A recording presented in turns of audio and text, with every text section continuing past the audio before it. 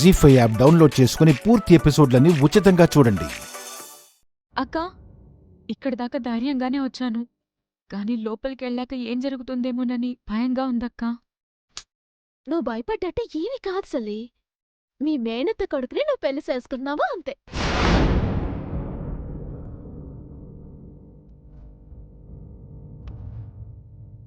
ఏంటి చిట్టమ్మా? ఏంటి? ఈ వర్మ నాకు అత్త కొడుకా? వదిన తొందరపడి నోరు జారేసిందే. నేనే తన మేనత్త కొడుకునని తెలిస్తే లత చచ్చినా ఈ పెళ్లి ఒప్పుకోదు. నువ్వు అతన్ని పెళ్లి చేసుకుంటే ఇలా నీకేమవుతుంది అత్త అవుతుంది. కదా? అందుకే నేను అలా అన్నాను. ఓ, అలా అన్నావా?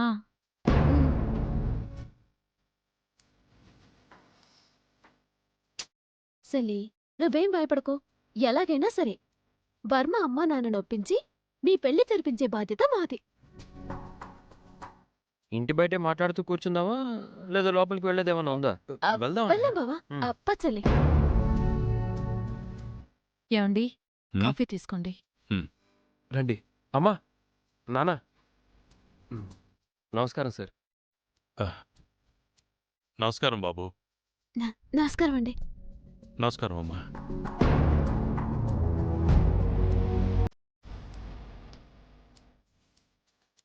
అమ్మా, నేను ఎప్పుడూ చెప్తుండేవాడిని కదా చిట్టమ్మ వదినని.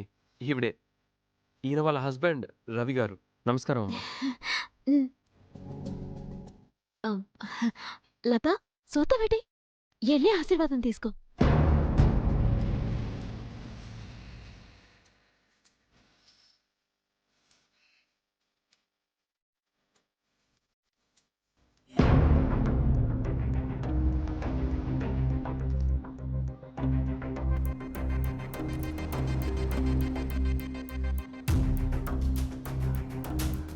లేమ్మా.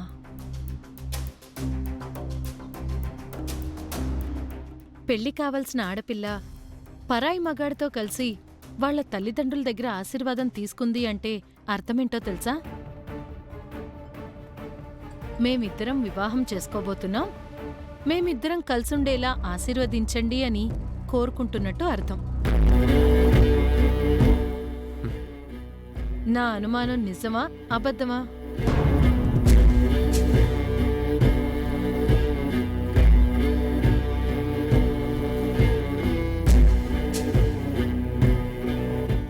అమ్మాయి ఒక్కతి మాత్రమే ఆశీర్వాదం తీసుకొనుంటే నాకింత అనుమానం వచ్చుండేది కాదు.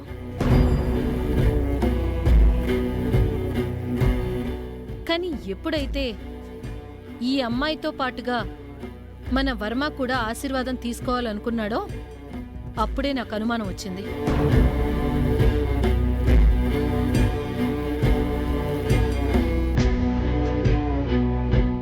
ఎరా, నా అనుమానం నిజమా అబద్ధమా?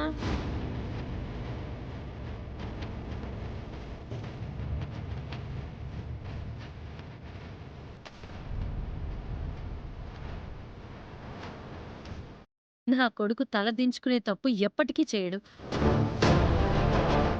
నీ మనసులో మాట ధైర్యంగా చెప్పు.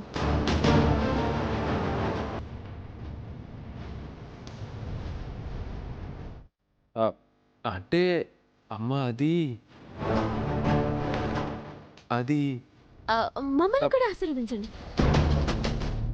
బావా పద. ఆశీర్వదించండి. దీర్ఘ సుమంగళి భవ, శీఘ్రమేవ సుపుత్ర ప్రాప్తిరస్తు. ఏమండి, పెళ్లి దంపతుల ఆశీర్వాదం తీసుకుంటే దీర్ఘ సుమంగళి బావా సుపుత్ర ప్రాప్తిరస్తు అని దీవిస్తాడు. అదే పెళ్లి కానాల ఆశీర్వాదం తీసుకుంటే శీఘ్రమేవ కళ్యాణ ప్రాప్తిరస్తు అని దీవిస్తారు. అవునండి? అవునమ్మా. వాళ్ళిద్దరిని శీఘ్రమేవ కళ్యాణ ప్రాప్తిరస్తు అని ఆశీర్వదించండి.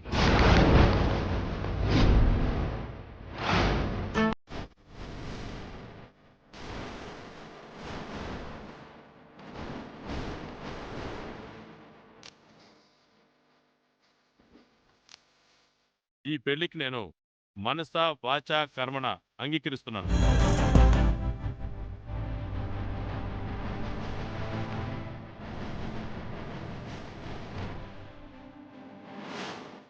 నిజం చెప్పమా అవుతా? నిజం చెప్పకుండా పెళ్లి జరిపితే రేపు పొద్దున నిజం తెలిసి ఈ పెళ్లిని అంగీకరించకపోతే ఒకవేళ పెళ్ళైన తర్వాత లేకపోతే శంకర్ నారాయణ గారి కూతురిని తెలిస్తే ఈ ఇంటి నుంచి గంటేస్తే ఈ పెళ్లి చేయలేదు అంటే లేదు, తప్పు ఒప్పు నిజం చెప్పేయాలి.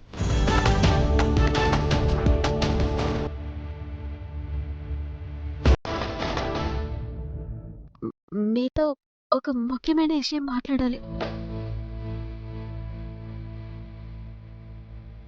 ఇదేంటి ముఖ్యమైన విషయం అంటుంది చిట్టి? కొంపదీసి లతా శంకర్ నారాయణ గారి కూతురు అన్న విషయం చెప్పేస్తుందా ఏంటి? ఏంటమ్మా నిర్భయంగా చెప్పు.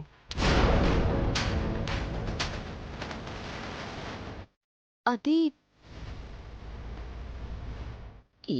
ఈ లత ఎవరో కాదండి.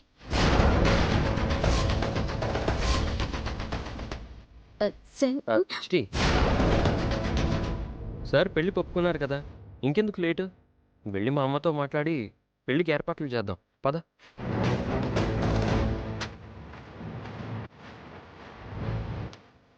అది కాదు బావా, రమ్మని చెప్తున్నాను కదా. Thank you sir, um. Thank you very much. ఉంటాను మేడం. పద లత, పద. వస్తామండి. మంచిది.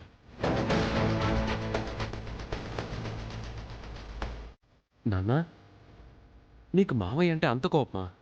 కోపం కాదురా, పగ. 25 ఏళ్లుగా నా గుండెల్లో దాచుకున్న పగ. నాన్న, ఒకవేళ నేను శంకర్ నారాయణ మావయ్య కూతుర్ని పెళ్లి చేసుకుంటే చంపేస్తా చంపేస్తా.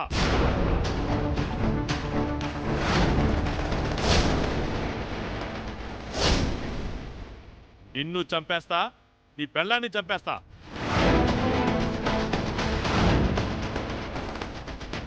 ఇద్దరిని కాల్చి బూడిచ్చేస్తా.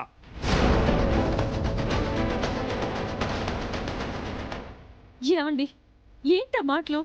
గతంలో జరిగినవన్నీ నువ్వు మర్చిపోయి ఉండొచ్చు మనసా, కానీ ఆ గతం నన్ను వెంటాడుతూనే ఉంది. ఇప్పటికీ నా రక్తం మరిగిపోతూనే ఉంది.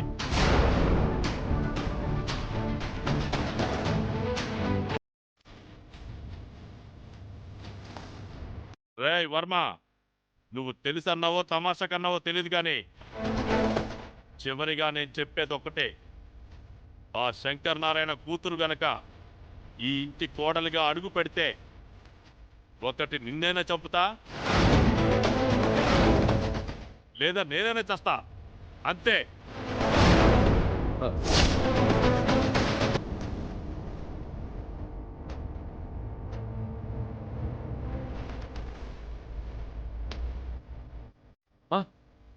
ఏంటమ్మా ఇది? అదే నాకు అర్థం కావట్లేదురా. ఎప్పటికన్నా మా అన్నయ్య కూతురే ఈ ఇంటి కోడలు కావాలని ఎంతో ఆశతో ఎదురు చూస్తుంటే నువ్వేంట్రా పరాయి అమ్మాయిని తీసుకొచ్చి ఈ అమ్మాయి నీ కోడలని చెప్తున్నావు? అది విని నేనెలా భరించాలరా, ఎలా తట్టుకోవాలరా? అమ్మా బాధపడకమ్మా, లత ఎవరో కాదు, మావయ్య కూతురే.